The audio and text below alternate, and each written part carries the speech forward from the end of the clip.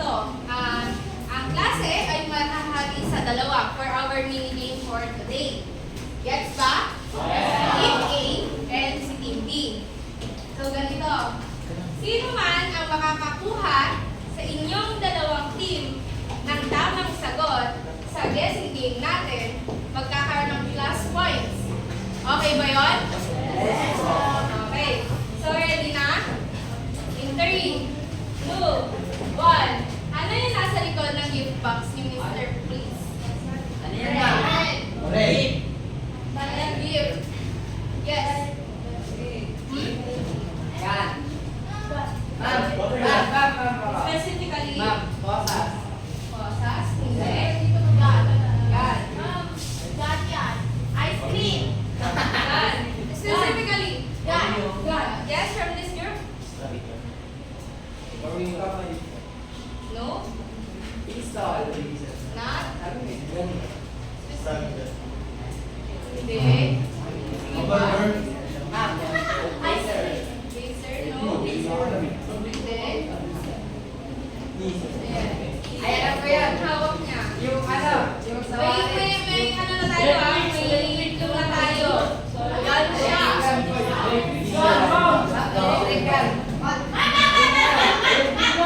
Yes, anak.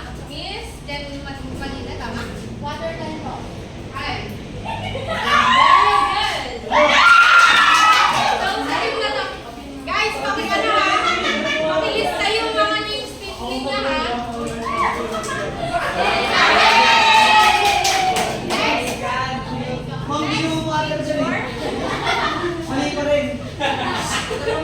Basta talaga siya. That's our concept. Next picture. Ready na ba? 3, 2, 1, go. Ano yung nasa likod ng gift box na to? Sa laptop. Ano yung specifically, ano yung nakalagay doon? Naka-display? Yes, Mr. Jacob? No? Yes, desktop siya. Pero ano yung nasa screen? Cellphone? No, not Mr. Fair. Yes. No, not Miss Malite. Dinosaur? No. Cartoon? No.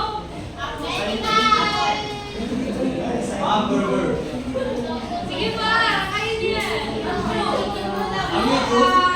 Kinanonodan. Sabi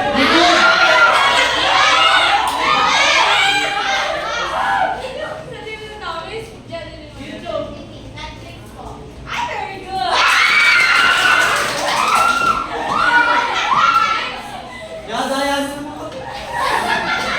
So, best of 3 lang tayo, ha? Nanalo na yung team ni Miss Jenny Maliit. So, next is, ano to? Sige, hulaan nyo, at least. Caldero. Caldero. Anyone from Mr. Jenny?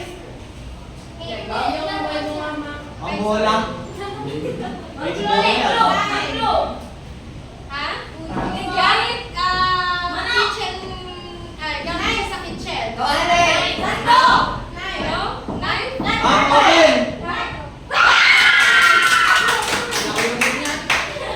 So, ayan, dahil dyan, mag-start na tayo sa ating topic for today, which is career path. Sino ba sa inyo yung nakakaisip na ng mga dream jobs nila? Mr.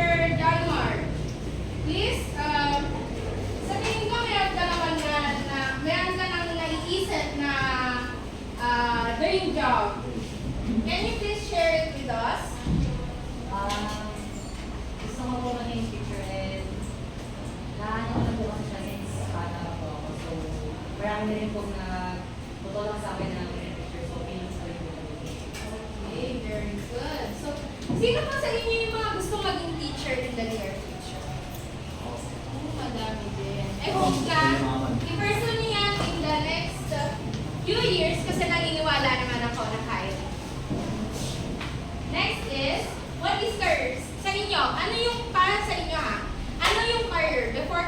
go on our main topic.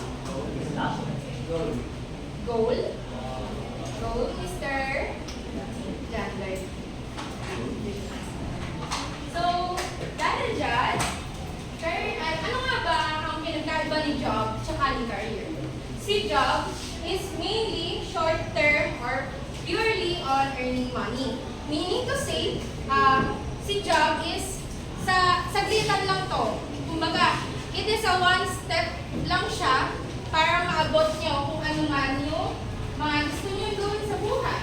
For example, ito, yung ginagawa namin, which is, kumbaga, parang on the job training, which is step ahead siya, one step siya for us to achieve our dream career, which is being a teacher or being something na gusto natin.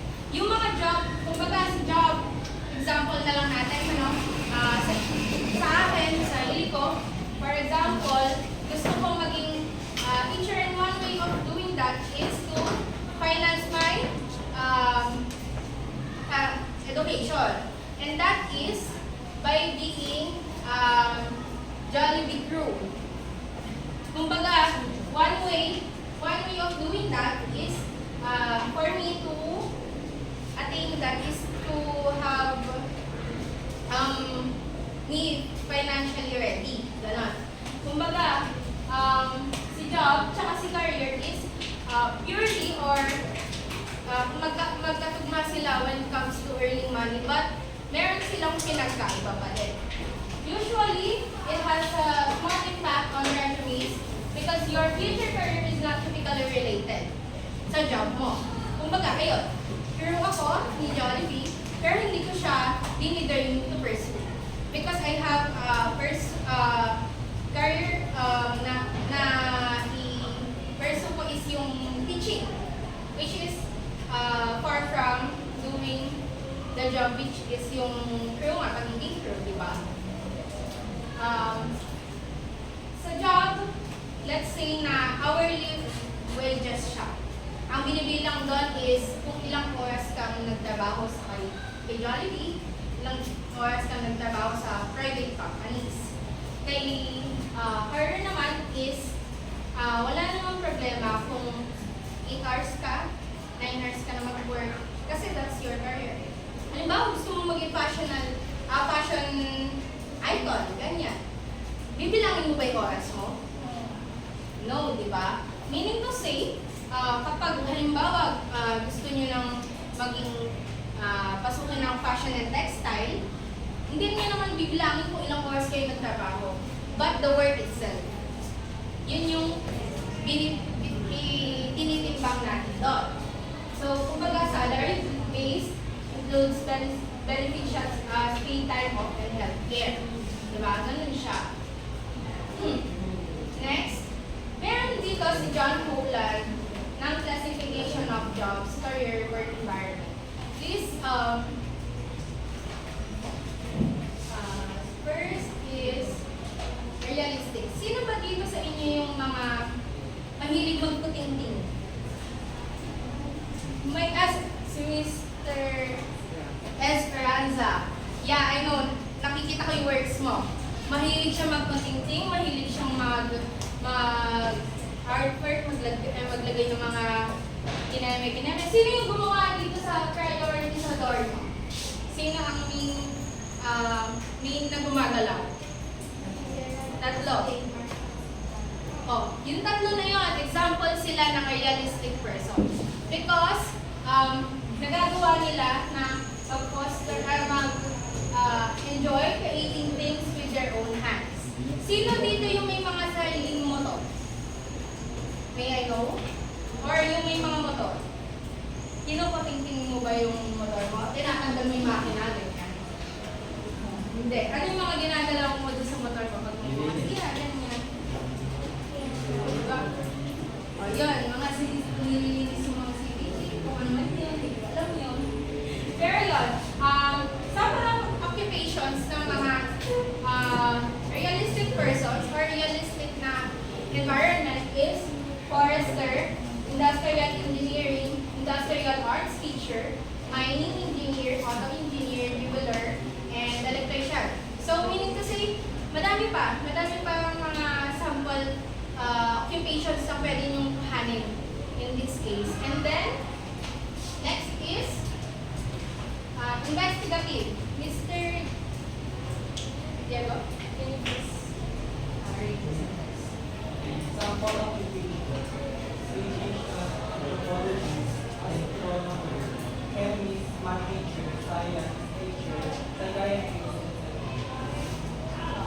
These persons are investigative type of people. Their interests are they tend to focus on scientific activities. They often work alone than with other people. Sino yung mga gustong mag-isa lang nilang gumagawa? Sa mga activities, ganyan. Sino dito yung mga solo? Gusto nila yung solo, individual? Mr. Diego, can you please elaborate bakit? kasi po mas madali yung mga mag-focus yan. Wala po para sa gamit po. For example, yung idea mo lang po is yun po yung data na gagawa.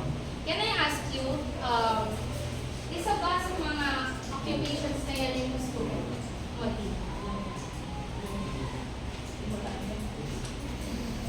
Alin dyan?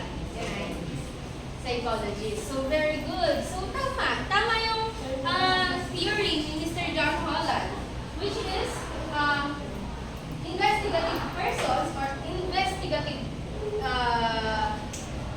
interest makes the people na psychologists. Ganyan. Diba? Kasi they are more on scientific activities and they work alone than with other people. Gets? So next is artistic. So eto pala, isa pa to. Sa mga sinasabi ko kanina regarding dun sa pintuan nyo. Yung tatlo na yan, they are artistic persons. They usually describe themselves as independent, imaginative, creative, and unconventional. So sino nakaisip ng ganyang concept? May I know? Kasi na nakaisip ng concept ng pintuan. That's collaboration with the both of you. Pero, meaning to say, you're both artistic kasi meron kang naisip na may idea ka on how to be creative and then you put the work. So, meaning to say, Mr. Esperanza, can you tell us, ano ba yung dream career mo? Ano ba ang gusto mong maging in the future? Fashion designer. Exactly.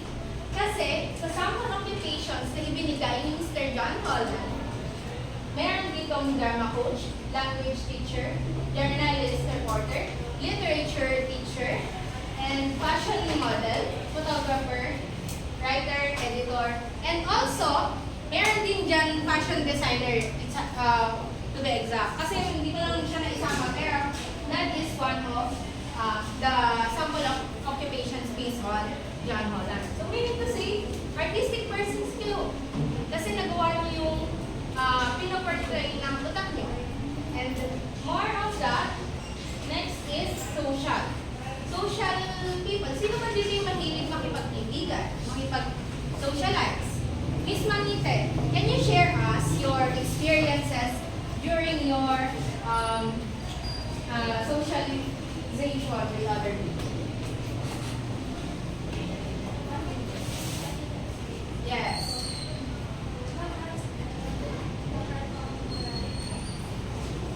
So, meaning to say, these people can, Mr.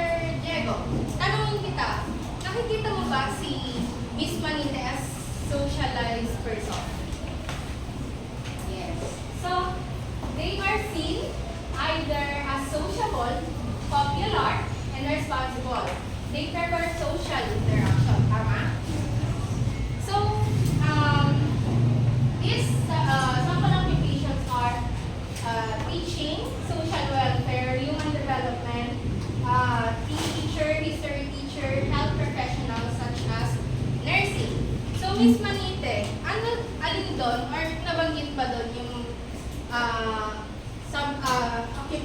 gusto mong maging in the future? Ano yung, ano na yun? Ano yung occupation? PE teacher. So exactly. So tama na naman si Mr. John Holland sa kanya theory of work environments. Tama? Next is sa enterprising. Sino dito yung mga mahilig magbenta? Mga mahilig magbenta ng mga kung ano-ano. Miss Hilario, can you please answer my question? Mahilig ka bang magbenta ng mga bagay-bagay? Hindi. So, ano yung mga hilig mong gawin?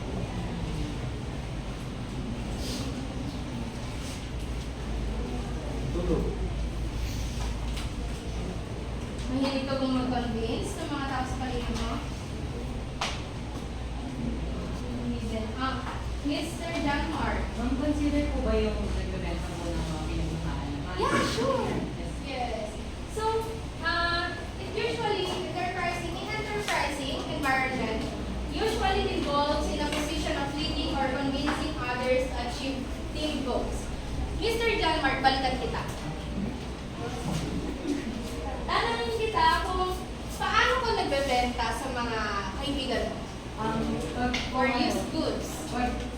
Pag po kaya yung wala, may time po sila, pinapapunta ko po sila sa bahay din.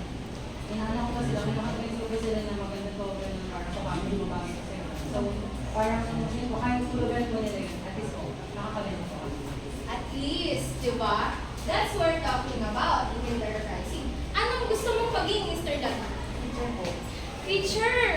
There at least, di ba, magagamit mo siya in the future. Kung baga, meron ka din kahit pa paano, may ginagawa kang job to achieve your dream career, di ba? So, this sample of, in this bracket, ang sample occupation niya ay sales marketing, officials, banker, lawyer, judge, government official, branch manager. Sino yung gusto mga maging lawyer dito? Mga maging attorney? Miss Palarna, tama? Paano mo siyang i-achieve? Can you please elaborate? Paano mo gagawin? Anong klase ba ng pag-ugal meron ka to achieve that kind of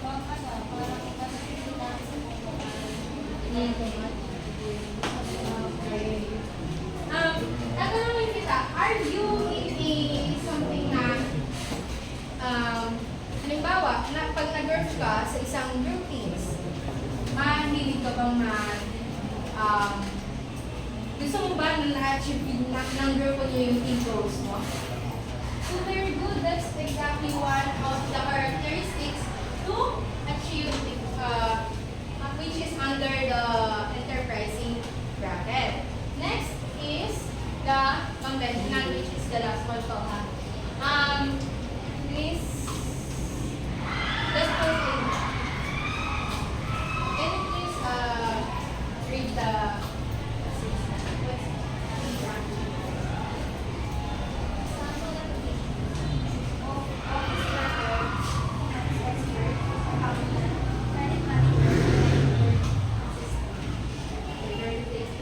So, sino sa inyo yung mga gustong maging office worker? Yes. Can you please elaborate your answer? Anong gusto mo maging?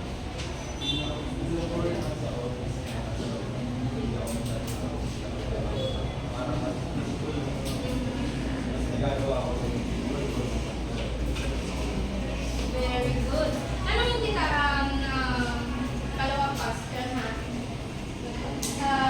Are you the type of person na kapag sinabi gawin mo to, kailangan may first instruction? Very good. That is what John Holland said. Na yung mga type ng conventional person is that kung ano yung ibinigay mong task sa kanila, dapat may direct or firm na instruction kung ano yung gagawin nila. Nagets ba?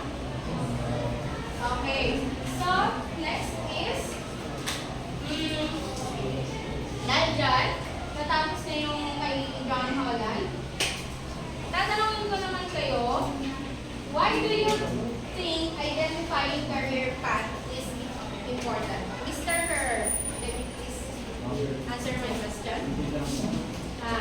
Why do you think identifying career path is important?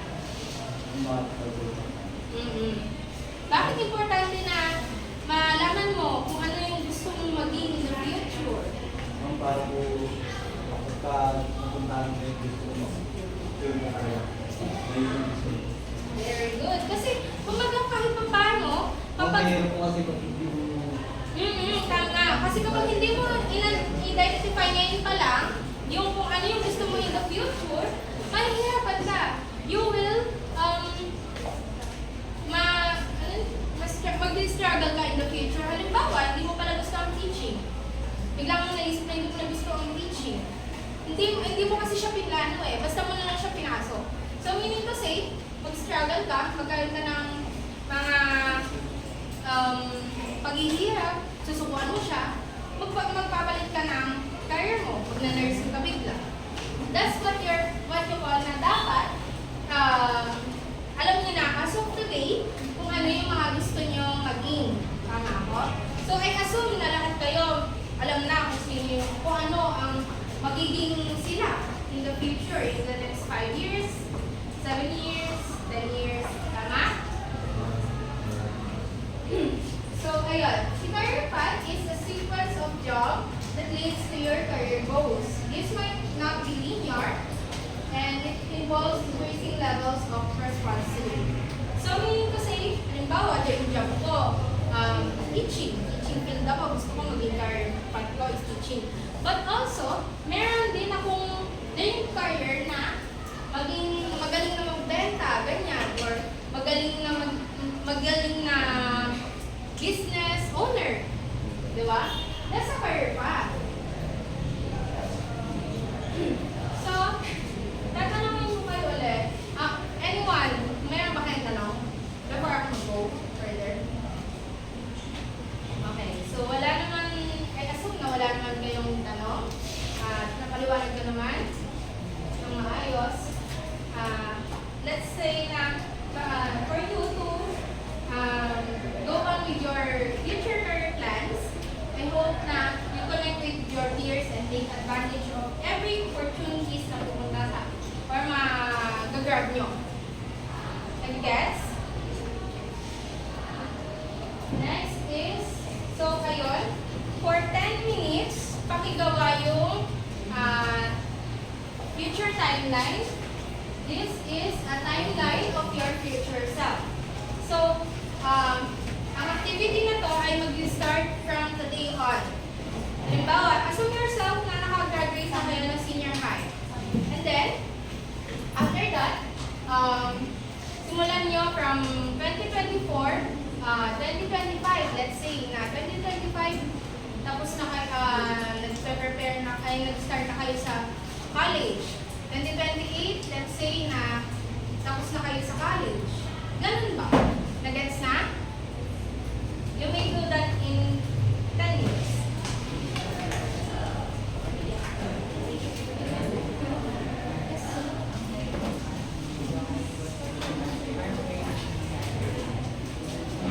Assume yourself na tapos ka na sa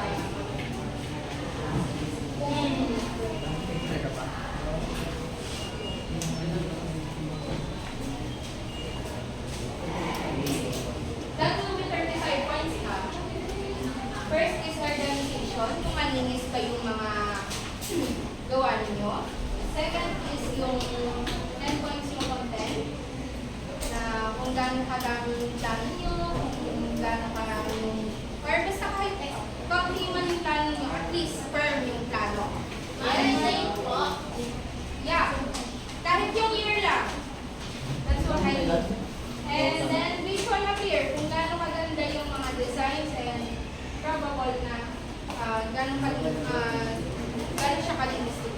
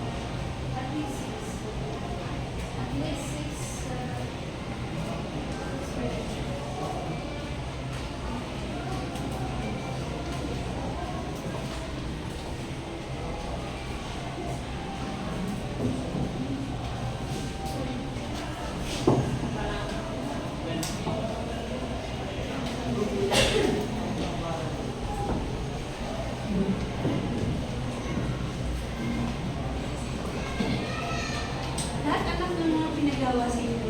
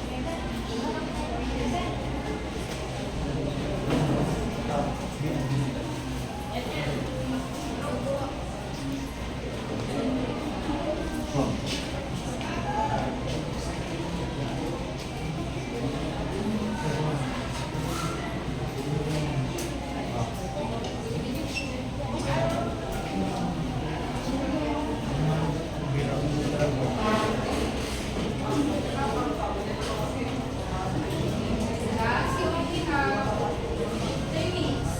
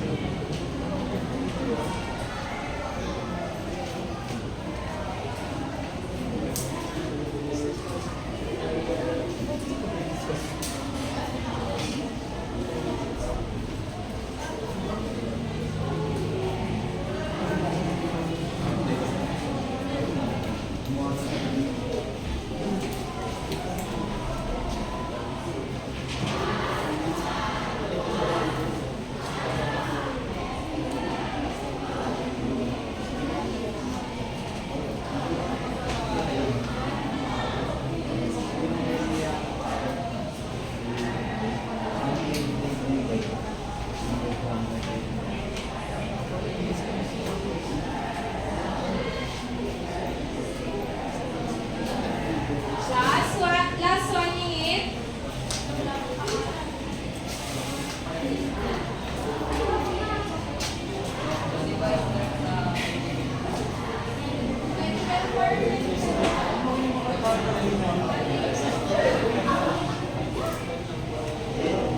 Kanino to? Kaninong work to?